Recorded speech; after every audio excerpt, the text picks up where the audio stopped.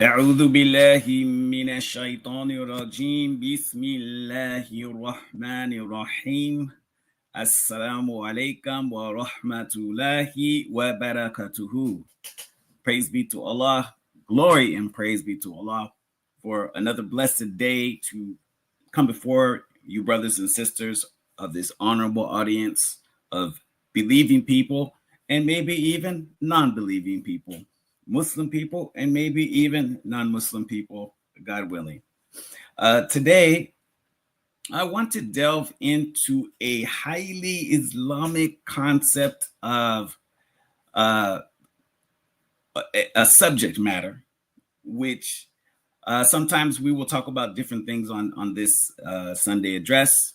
And I welcome you to our Sunday address. Our Sunday address is designed really to reach out to a wide group, a wide community of people, whether they are Muslim or whether they are non-Muslim. When you listen to this, it's our goal that you will be able to take away something valuable for your life. Now, if you're listening to this, 9 times out of 10, you have some interest in Islam. And I know that oftentimes we kind of won't go into the deeper aspects of the deen. And so today I want to go into that. I want to go into a beautiful discussion, which really helped me as I began to study Islam and to learn about the where we get our understanding from, where we find our knowledge about the religion. And that is the discussion around hadith. So today, my topic is titled, Let's Talk Hadith, Towards Developing Islamic Life. And notice I titled it like this. It kind of has a little bit of a dynamic title because it's not just a scholarly discussion. Hadith is essential to be a Muslim. Hadith, and we're going to talk about the meaning of the word. We're going to talk about the origin, all that. But I want to start off with saying that this is something that if you want to begin to, if you're just studying, you're researching Islam on the internet, you're going to start, Googling different things, and you're going to come across this word, hadith. You're going to come across this word, sayings. You're going to come across this word, sahih, or collections, or it was phrases such as it was said. And what does it mean? What is all this stuff? Today, we're going to get to that. We're going to answer several of those questions. So this is a really good talk for a person who has a basic interest in Islam. You're trying to understand it, and you want to dig a little deeper. Okay. And let me begin correctly. Bismillah ar-Rahman ar-Rahim. إن صلاتي ونسكي ومحياي مماتي لله رب العالمين لا شريك له وبذلك أمرت وأنا أول المسلمين. Indeed, my prayer, my sacrifice, my life, and my death are all for Allah. No partner hath he. This I am the commanded, and I am the first of those who bow to his will in Islam. Isn't this a beautiful prayer? This beautiful prayer. I love it.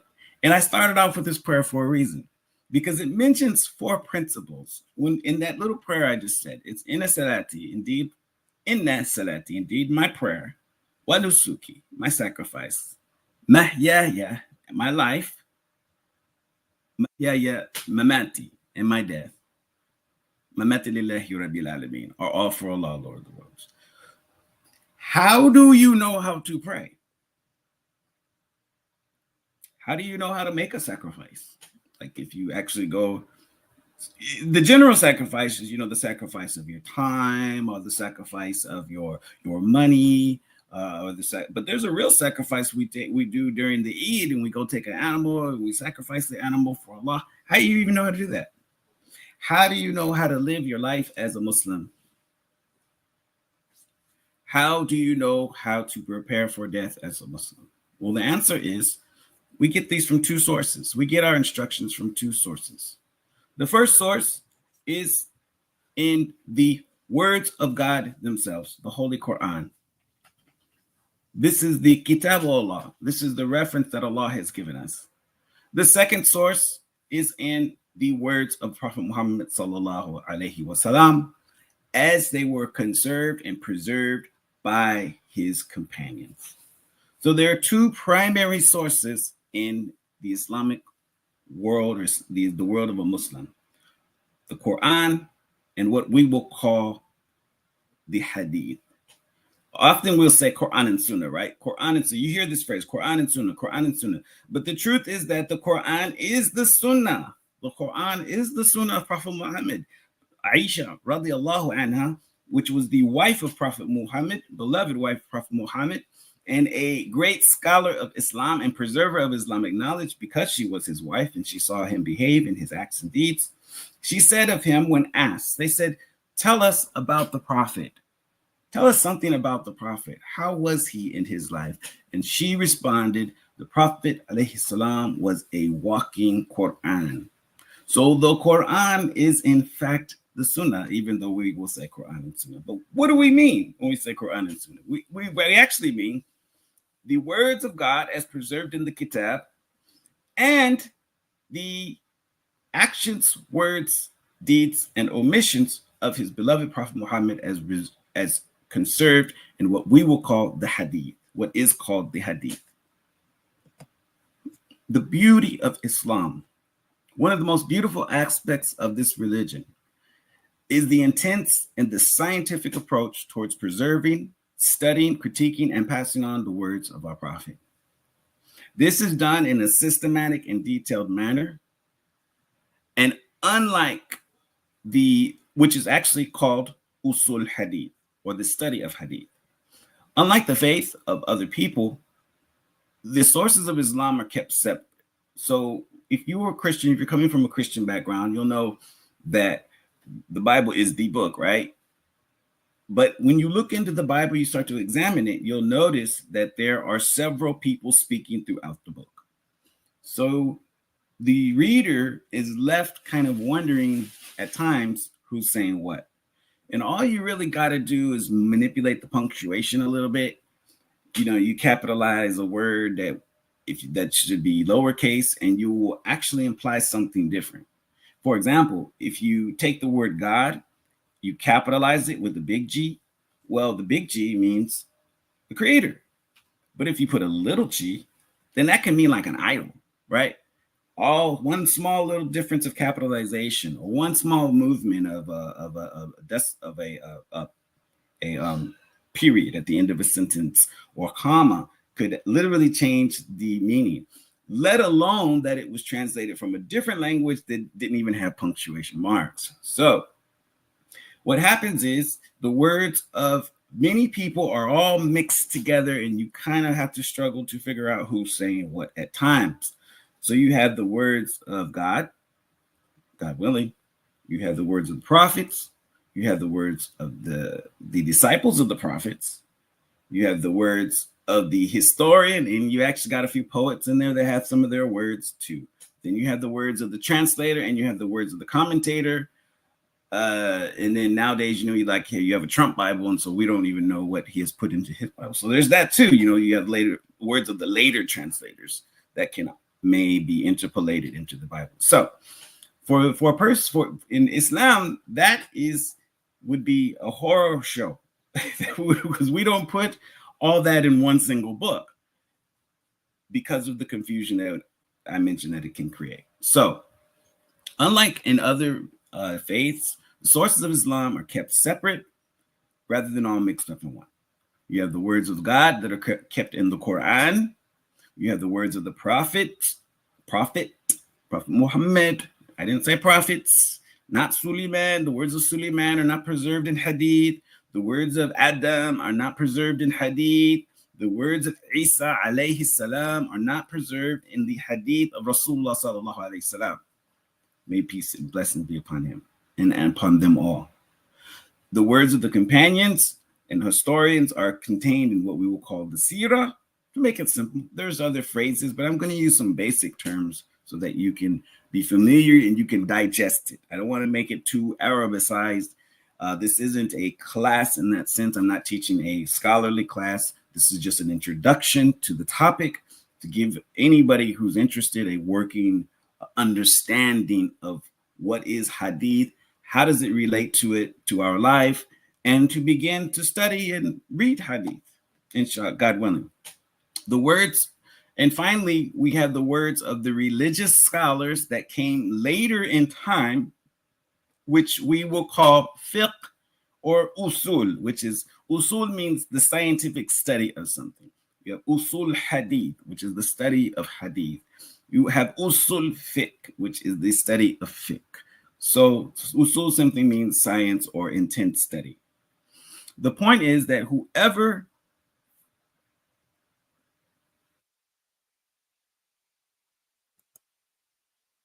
right here, that whoever follows one or the other, the point is that one will not make the mistake of the other, and we know who is saying what. We know who is saying what, meaning if God is speaking, we know Allah is speaking. If the prophet is speaking, then we know the prophet is speaking, not the historian, not the person that quoted him, but the prophet himself. Today, I want to discuss the second important source, most important source of guidance. So the first most important source of guidance in Islam is what? The Quran, the Kitabullah, right? The Holy Quran. Notice what it says on top, the meaning of the Holy Quran, the meaning. Why does it say the meaning? Because in this book, there is a translation. This is a translation. So this is kind of not, some people will say that's not a Quran, brother, because it has a translation in it. So they will say this little book, which is really old. I put a lot of time into this little book, which is, this is a actual Quran, right? Nothing but the words of Allah. That's it. Just nothing. I can't even touch it right now. I haven't made my wudu, so we don't even touch it if we're not in a state of wudu. We don't even touch the words. This is a out of respect, not because I'm gonna melt or I'm gonna get cursed, but we just have so much respect for the words of Allah subhanahu wa ta'ala. The science of hadith is called usul hadith, and it is quite extensive. So it's way beyond what I will get to in this discussion. You know, a regular class on hadith, which I recommend you take one, and they can be taken free online or for a few little bucks. So if you're a Muslim, I definitely recommend it. But the science is quite extensive, and it can last over a whole, a semester or 2 semesters, 2 or 3 years of study, because you don't just look at the hadith. They literally will memorize the different hadiths, the ones that are sound versus the ones that are not, etc. But we're not going to go that far. We're just going to kind of just get an introduction to the topic. Regarding the authority of Prophet Muhammad sallallahu alaihi wasallam, and let's start here.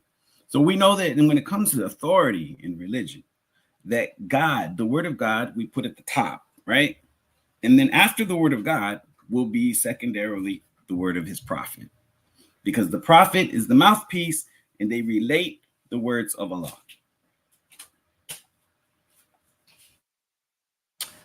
Allah has said clearly in his kitab, he who obeys the prophet obeys Allah. He who obeys the prophet obeys Allah subhanahu wa ta'ala. All right. So in other words, if there was something that the prophet, oftentimes, let's go back to the truly my prayer. Allah says in the Quran, pray. Allah says in the Quran, pray at the beginning of the morning, pray at the top of the day, pray when the sun has reached past its zenith. So it will kind of describe this, but the details of how to pray are not clearly explained. You cannot get that out of the Quran. You have to look at the words of the Prophet sallallahu alaihi wasallam. Many things are stated in the Quran which need to elaboration and explanation, and it's the words of the Prophet that do that. Therefore, so this brings us to a point. In the world today, you do have groups of people, particularly in the past, more so in the past, that outright rejected hadith and the sayings of the Prophet. Some even today, newer Muslims, I will say that there's a lot of newer Muslims, maybe they don't understand the value of the statements of the Prophet. And you'll sometimes, I've heard people say, yeah, man, I really just stick to the Quran and, I don't follow nothing else. But that invalidates the statement right here. He who obeys the Prophet obeys Allah. How can we obey Allah if we are not listening to his mouthpiece, which is the prophet? In whichever time you live, if you were living in the time of Moses and Moses came to you and spoke to you, he who obeys Moses obeys Allah. If you were living in the time of Isa and Isa came and spoke to you, he was the voice of Allah. We are not living in the time of the prophets, but their words have been preserved by their followers, at least in the case of Prophet Muhammad, certainly in the case of Prophet Muhammad alayhi salam. So he who obeys the prophet obeys Allah. Surah 4, ayat 80. When it comes to memorizing the words of the prophet alayhi salam, he said himself, "You who are here, take my words to those who are not here." And he actually said this. He said it a couple of times. So this statement here is one of those that was done in his last sermon. If you ever read the last sermon, you'll notice it's quite long. And if you're reading it, you might ask yourself, how do they memorize all this? The answer is he told people to write it down. He told people to write it down. That's a simple answer. He told people to write it down at the time he was saying it. And he even said in his narration, he said, "You who are here, take my words to those who are not here. Perhaps those who are here will bring my words to ones who have better comprehension of my words and will protect my words better." And was this not the case? This indeed was the case, that oftentimes the greater scholarship came in the later years from the students of the Sahaba. The Prophet ﷺ had died, and long after many of his close companions had died, the greater depth of scholarship. Why is this? Well, one reason is because in the later years, the Islamic world had formed. And just like in America, in the later years in America, we have roads, we have institutions, we have libraries. And so likewise in the Islamic world, they had roads, they had institutions, they had universities which would teach, and they had centers of Islamic learning. So the great scholars that we know that preserved the hadith of the prophets would journey to these places in order to learn them authentically, as is even done today. Even today, if you really want to get a profound and in-depth understanding, oftentimes brothers and sisters will journey to these traditional centers of Islamic learning. The Prophet ﷺ also said, "Those who have heard my words and memorized them should pass them on as they have heard them. As they have heard them," meaning don't change them, say them as you heard them, thus leading them to Allah's light. Alhamdulillah. There are many people who have knowledge that will understand better than they. That means over time, the understanding of, because he was a prophet, much of what he said was not apparent in his time, particularly when he spoke about the times, the signs of the hour. And as Prophet Muhammad alayhi salam was a prophet for all mankind until the end of time, then we know that he gave statements which would not become apparent until later generations. He made many statements that would not become apparent until later generations. For example, there's even a verse in the Quran that says, if you hide yourselves in towers built up on high, you cannot preserve yourself from death. And we saw what happened in our own lifetime. We saw 9/11 and the striking of the towers, and that was profound, that those two events, the statement of the Quran was consistent with the statement of the reality that occurred later in history. That was a ayat from the Quran, but there are many hadiths that speak of the signs of the hour that will really maybe leave you crying, leave you afraid, which you should be. That's meant to pique your heart. It's meant to pierce our arrogance in the sense of we're going to live forever and never die. And so that's what these signs are for. So much of the signs of the hour become apparent later in history. What are hadith? Getting back to the point. Hadith are the words, sayings, actions, or omissions, things he didn't do, of the Prophet alayhi salam. Simple as that. The word hadith itself means narration, statement, or story.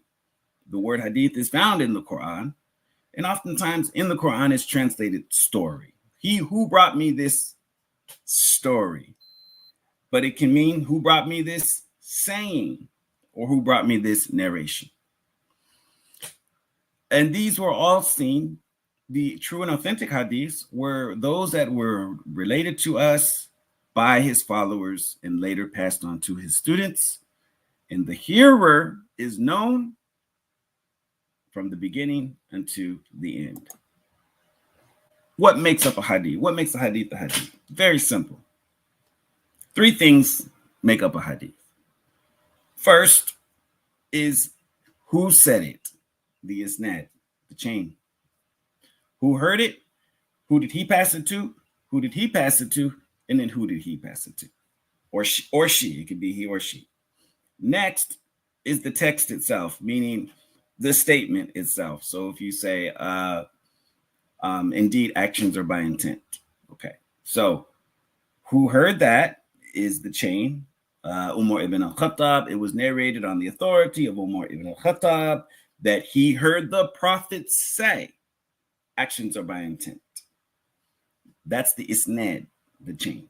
The text, actions are by intent, is the matan. That's the text, what it's saying.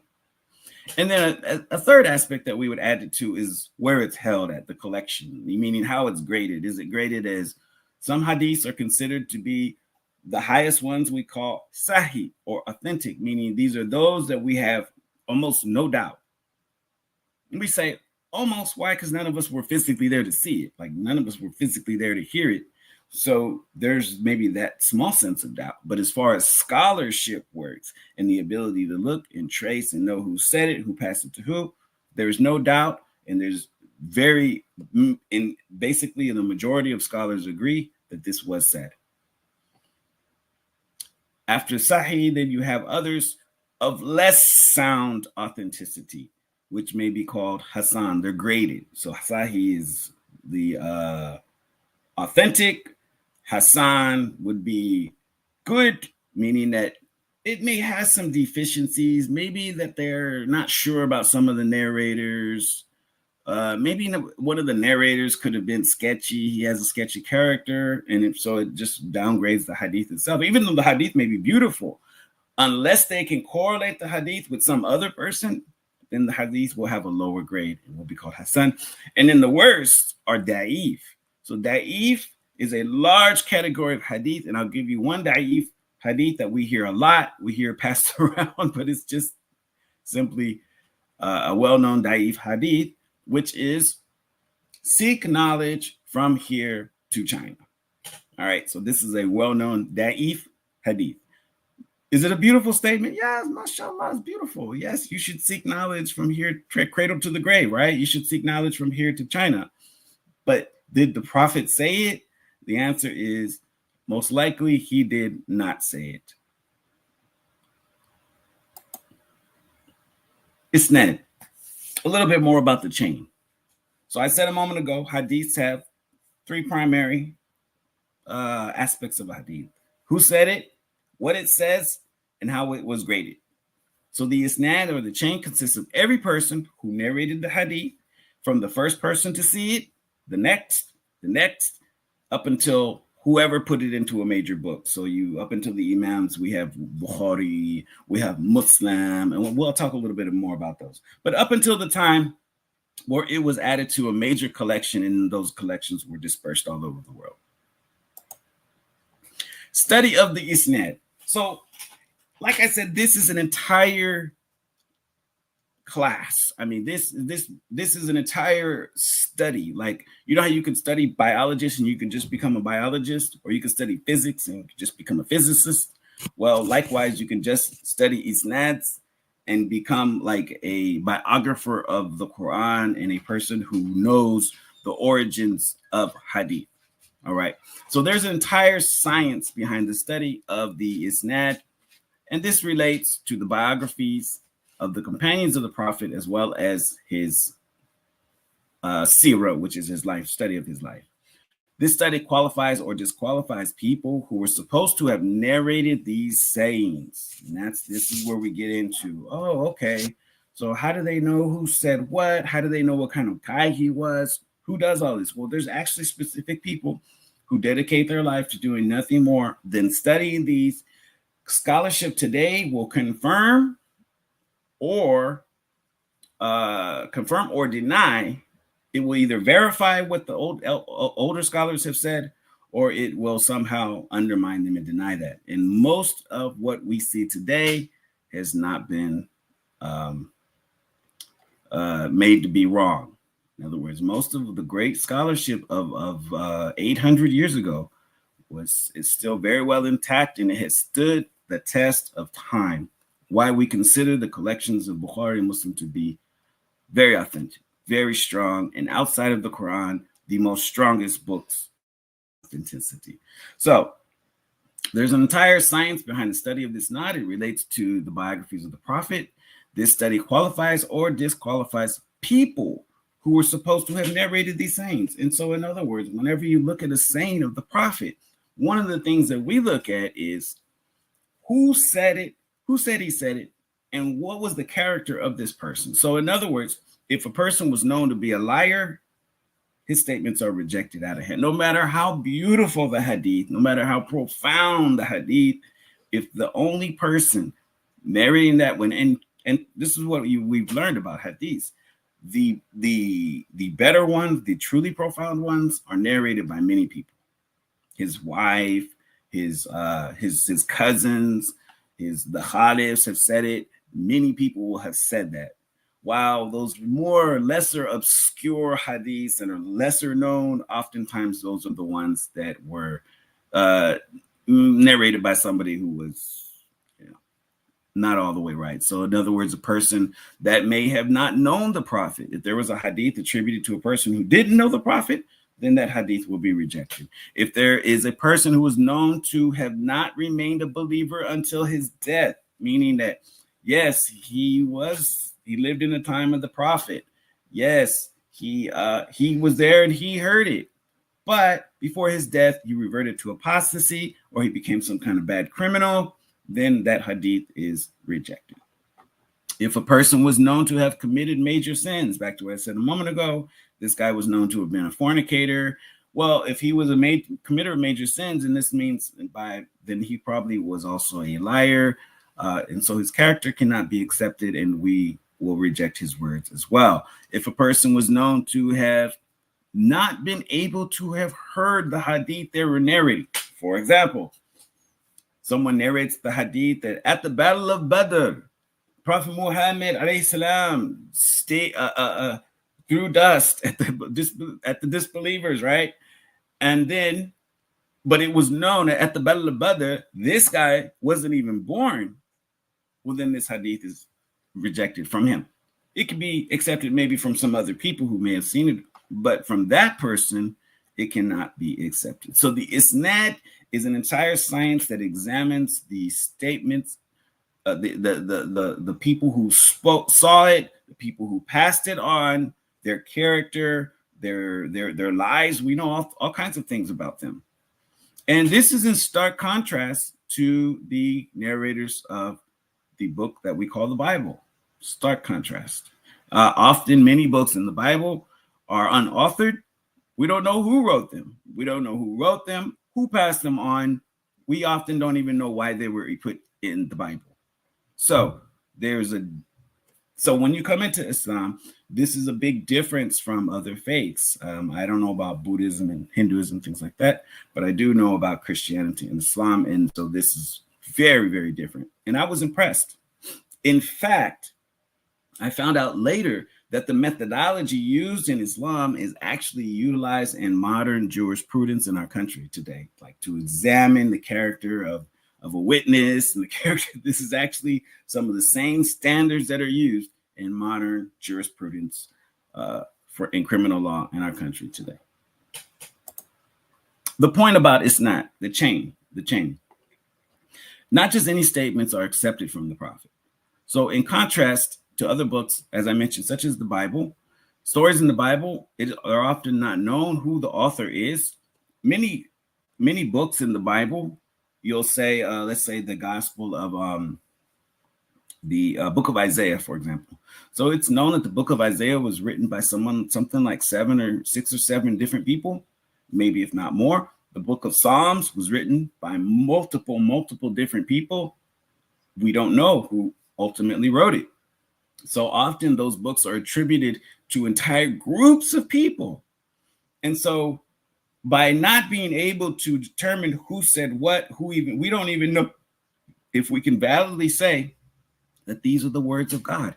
Although, yes, many of them are beautiful statements. They're beautiful words.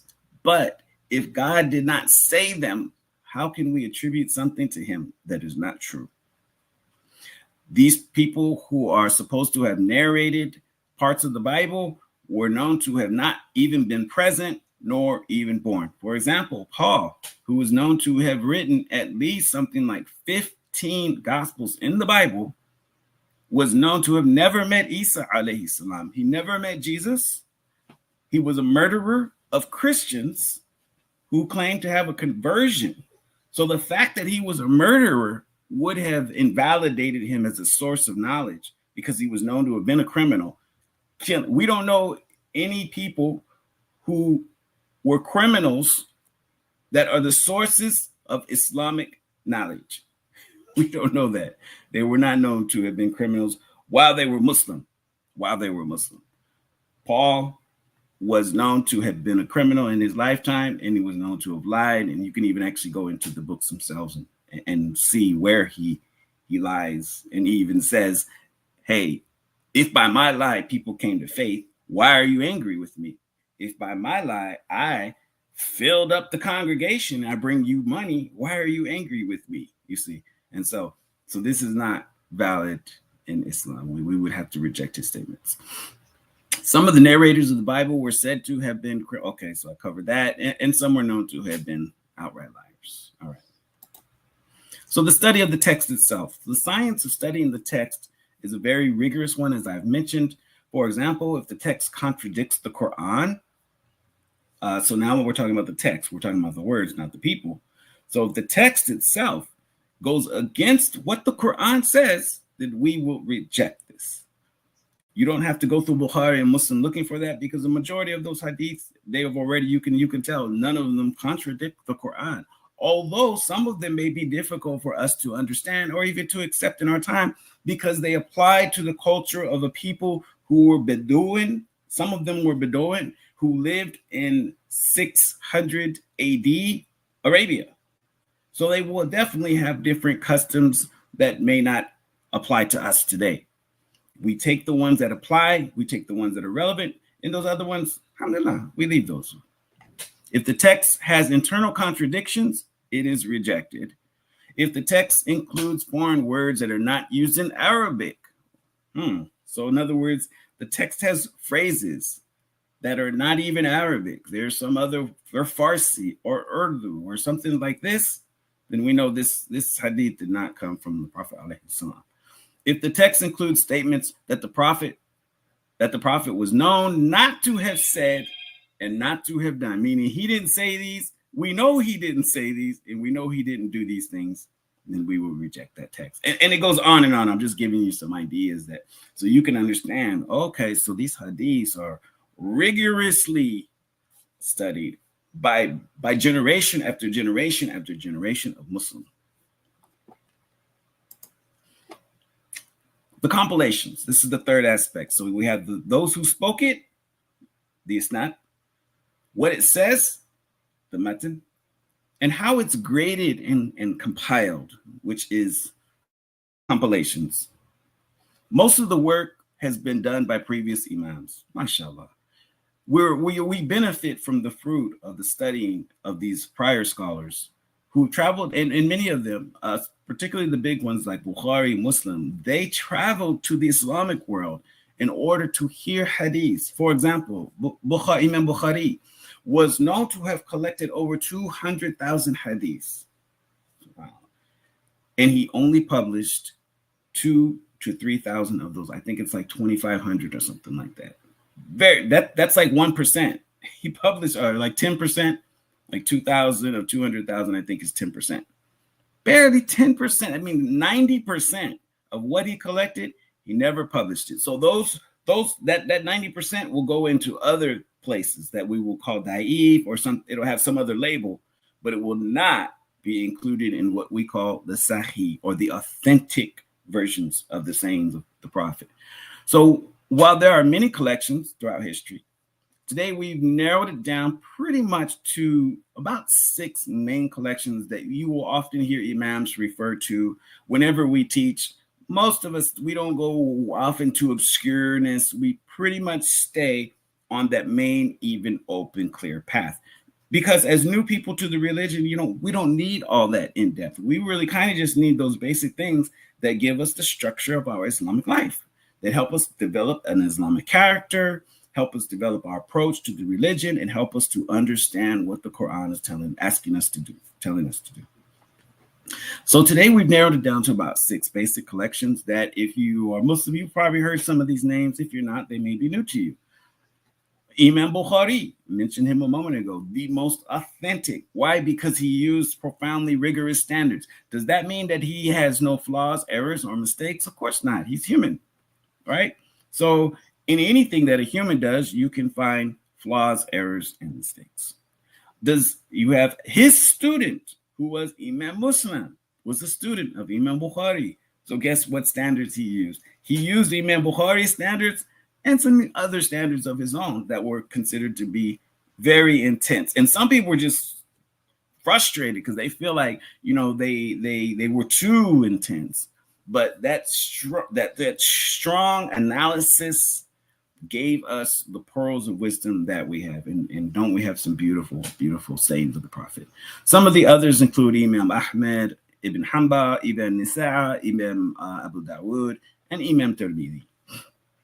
So these are just a few. These are just 6 that I chose to mention here today. There are literally hundreds of compilations, but these 6, there's about 9 actually that are commonly referred, and these are what we call the Sahih Sitta, or the authentic 6. The authentic 6. Whenever using, citing, or applying the hadith, it is best to stay within the collections that are most widely accepted. And so this is what I do as a teacher of the religion. And as a student of the religion, I don't, unless I'm in a hadith class where we're going to analyze this, and we're going to break it down, we're going to break down the Arabic, and we're going to talk about who the narrators were, I don't go off into anything obscure. I stay on the most authentic. And truly, that's enough, especially for beginners. Unless you've been studying this since you were 6 years old or 8 years old, this is enough for you. Just studying the basic collection, what's basically there on top, is really sufficient for us. And that brings us to Imam Nawawi. And I spoke on this because I've been teaching this class at different places called the 40 Hadith. And I've taken a class called the 40 Hadith. And it was one of the best classes that I've taken because it really kind of filled out my understanding of the words of the Prophet, what he said and what he intended for us.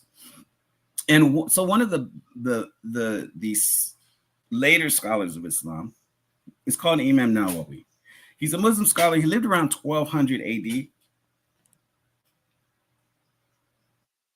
And he's from Damascus, Syria, which today still exists, of course, and where people would often go in that time, and even up until today's times, if not for the Civil War, to study. This is a center of Islamic learning, not only to study the Quran. This is a center of Christian learning as well. The oldest Christian Bible on earth is in Syria, in the same city or around Damascus. So they say Paul the Apostle was on the road to what? He was on the road to Damascus, right? So that lets you know how far back the ancientness of knowledge was around this city. So he was born in this metropolis of Islamic learning. He tried to compile, and during his lifetime, he tried to compile the most authentic traditions into very simple collections that can be digested by common people. So the Jews had this method, which was, and even the Christians used it too, which was like this. Only the scholars know what the book says, and the scholars tell you what it says. So if the scholar tells you that, then that's what it is. because you yourself cannot read it. And so in Islam, our scholars try to break this. They try to make Islam digestible so that you don't need a cleric or you don't need a person to come and tell you basic things about your religion. Imam Nawawi was one of those people. One of his most famous works, which is still read today, I'm sure many have heard it, is called Riyadul Salihin, which is a life biography of the Prophet. It's one of the more scholarly I'm overusing the word scholar. I don't know how to use how to explain, but I think that's the best way. Scholarly researched biographies of the Prophet. So, for example, you have another Life of Prophet Muhammad by Martin Lings. So Martin Lings, he does cite his sources. He doesn't use any Arabic. So when you read his statements, it's hard to tell, is that the accurate translation or not? Martin Lings, he wrote more for entertainment than he did for historical accuracy. Imam Nawawi wrote for historical accuracy. So Riyadul Salihin is a little bit more difficult to read, but in my opinion, it's far more accurate when it explains about the life of the Prophet. And Imam Nawawi cites all of his sources. And citing our sources is an important aspect of our faith. Whenever we teach it, we always want to try to cite our sources. But the book that I want to speak about that is more relevant to us is called The 40 Hadith. The 40 Hadith by Imam Nawawi. The 40 Hadith is a book that I recall when I first became Muslim. There were two books they gave me other than the Quran. There were two books they gave me. The first book was called A Belief and Teachings, which I love this book even to this day. It's hard to find, but the brothers in institutions, they use this book. And I later learned, years later, that it kind of comes from Hanafi fiqh, the Hanafi explanation of Islam. But it's a great introductory tool. But what it doesn't do is it doesn't kind of explain its sources. Like it explains, 5 pillars, right? Or it explains, 6 articles of faith. But it doesn't explain it because it makes it digestible. It makes it so that a new person can just digest it and know, oh, okay, there's 5 pillars in Islam. But they may not have an interest of, where does that come from? Who said it? Why did they say it? And is it authentic tradition, right? That comes later in your studies. So, but Imam Nawawi took a different approach. He kind of created the year 1200 version of A Belief and Teachings. And so the second book that I was given is called The 40 Hadith. And you'll notice if you've been a Muslim for any amount of time, you have come across this book, The 40 Hadith. So if you ever wondered, well, why is it so popular in the Muslim world? Today you're finding out why it's so popular. Why the 40 Hadith? Imam Nawawi's collection still has a profound impact to this very day. So it gives a person a well-rounded view of Islam. Like I said, it was like the year 1200 version of A Belief and Teachings. It gives you tells you about the principles of Islam, Islamic character, and the approach towards applying the religion per the words of the Prophet. It's one of the most widely read books in the Islamic world. And by the way, it stood the test of time since it was put together over 800 years ago. The first book in and I'm going to talk about one hadith today. So that's it. Y'all are just going to get, today I gave a little bit of overview of what is hadith, why is hadith, what makes up a hadith. So now we're going to get into one single hadith. And the hadith, and I'm not going to include the chain. So no, I did not put according to Umar ibn, because this is what it says. It was related by the commander of the believers, Umar ibn al-Khattab, that he heard the Prophet sallallahu alaihi wasallam say, indeed, actions are by intent, and a person shall have only that which they intended. Therefore, if a person made the hijrah for Allah and his messenger, then he made the hijrah for Allah and his messenger. But if a person made the hijrah to take a woman in marriage, or a man, if it was a woman, right?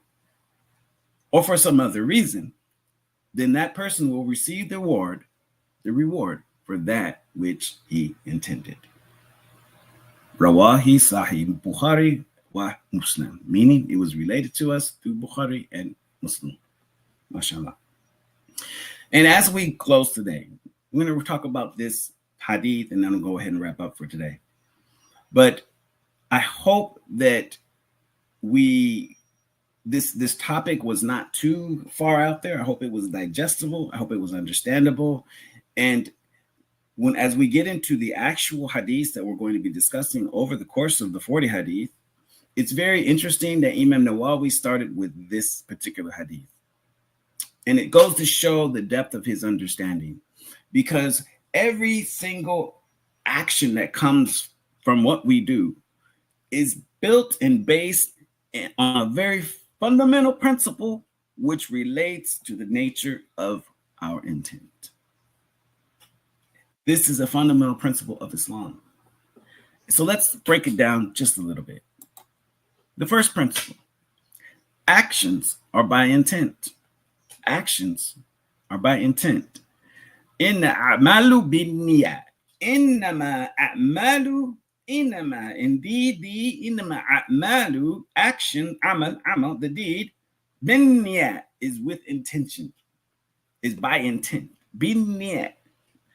Niyat, you break it down, the word niyat means seed, right? So the seed is the essence of anything. If the seed is a orange seed, then guess what? The fruit will be oranges. If the seed is an apple, then the fruit will be apples. So if the seed is an evil deed, then the fruit will be evil. If the seed is a self-serving deed, maybe it's not evil at all. Like he said, when it says in the hadith, if you went to take a person in marriage, that's not haram. MashaAllah, that's actually halal. But it's a self-serving thing. You did it for your own purposes. And when the Prophet said this, let's back up. Let me back up a little bit. When the Prophet made this statement, you notice in the word it uses hijrah. So the hijrah, that tells us that he was speaking to the people who were reluctant to follow him. So the first and foremost, the Sabiqun, during the time that the Prophet was speaking in Mecca, the Sabiqun were those people who followed him, and they're considered the most sincere believers. Why? Because there was no benefit to becoming a Muslim. To becoming a Muslim was a liability. If you became a Muslim, just know you were going to gain Allah's love. You were going to gain paradise, inshallah. But your family, your money, your job, your culture, your friends, your social club, it's all going away, brother. It's all going away because it was such a crisis at the time. So for those people who came into Islam, they're considered to be those people who truly believed. Then when the Prophet migrated to Mecca, those who followed him were the next in succession, because it took time for them to let go of their whole vision of Mecca. It takes time for people to let go of what they're used to and to embrace something that may have risk, may have loss. And so you can so this hadith actually sets us in that moment where people were migrating to Medina, but some of them had various different intentions for why they were going to Medina. So in order to help clarify, okay, let's just understand this here. If you're coming to Medina for Allah and for his messenger, mashallah, you're going to receive the reward. And what is the reward for that? Jannah, paradise, mashallah. But if you're coming here because someone's here that you love and you want to marry them, you're coming to follow a family member, you're coming for the culture or whatever, well, then guess what? Then you will get that, but you will not get the other. You see? Actions are by intent. And there's another thing about this. And also, oftentimes we have actions that maybe you intended it for it to be good, but it came out bad. Have you ever did something that you had the right intention? You were like, bro, I really was just trying to help those people. And it just, because I I've done it. I've like called a relative trying to make up, and it just went bad. We got in an argument. We cussed each other out. Okay, so what was the deal there? So this hadith lets me know that Allah received my intent, that my intent, although it didn't work out right, it just went bad, that my initial intent was what Allah received, and he judged my actions based on that. MashaAllah. So this is a profound hadith by which we should judge all of our actions, and we should say, okay, well, if I'm going to this event, what am I going for? Am I going for me and Allah, for Allah and his messenger, and my love for him? Or am I going because, man, Brother Amir, he been bugging me, so I'm going to go because I want to let Brother Amir down? No, man. We got to get our intentions in the right place. And so this actions of our intent hadith comes before the other 39 hadiths so as to set the tone. If you pray for Allah because of Allah and his messenger. If you fast for Allah and his messenger. If you give charity, you don't give charity to be seen. You don't give charity to say, yeah, man, I gave $1 million so I can get on TV and people, I gave $1 million to the needy. You'll get that reward, but you will not receive the reward with Allah subhanahu wa ta'ala. And of course, Allah knows best about this. So the first principle, a person's actions are judged not by the content of the action, but by the actual intent in the heart, which forms the basis of the act itself.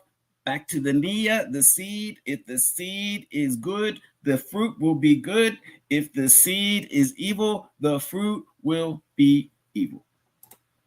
A person will only have the reward with Allah. And we understand that this is actually a faith-based principle. This isn't about a dunya thing, like what will I get in this world? And in fact, yes, if you want the reward in this world, you will receive your reward in this world, but you will not receive your reward in the hereafter. And I'm sure there are many verses in the Quran which substantiate this statement.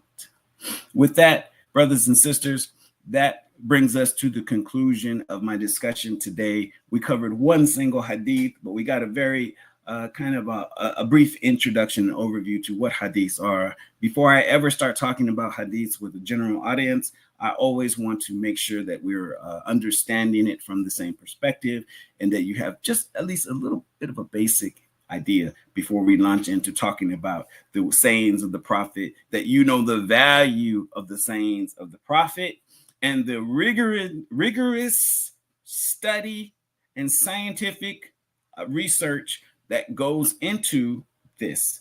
And by the way, the modern jurisprudence system is built upon the hadith analysis developed by Muslims. So thank the Muslims. Have you not heard that a person cannot be indicted or convicted of a crime if they did not have the intention to perform that crime? So the judge and jury also look at the intent of that person before they convict him. Now, of course, we know that doesn't go in practice. It sounds beautiful in principle. In principle, that's how they apply it. But in practice, we know that it's often not done quite like that. So I thank everybody. I don't see any particular questions in the chat. If there's anyone listening that has a question, wants to throw it up there real quick, that's fine. Otherwise, I do look back later on and I'll answer those down the line. I thank everybody for their participation, for their support of our community. Please continue to support Masjid New Africa in our efforts. Without your support, we don't exist and we cannot continue to do the work that we do out here in the community. We love the work we do. We do it in support of the people, and we do it in support of promoting the human development. We are a center for human development. That means all humanity, not just people of color, people of every color, right? People of every color, qualification, quality, and content. We are looking to promote ideas that promote humanity, that promote the betterness of people, that bring community together, that develop the community. And we love our participants and our supporters. Thank you for everything that you give to us. And please continue to donate generously. With that, I will turn it over to our program Program sponsor, our program MC, Sister Latifa. And let me close out briefly with the dua. أعوذ بالله من الشيطان الرجيم بسم الله الرحمن الرحيم والعصر إن الإنسان لفي خسر إلا الذين آمنوا وعملوا الصالحات وتواصوا بالحق وتواصوا بالصبر. By the token of time and through the ages, verily man is at loss, except such as has faith and does righteous deeds and joins together in the mutual teachings of truth, patience, and constancy. Amen.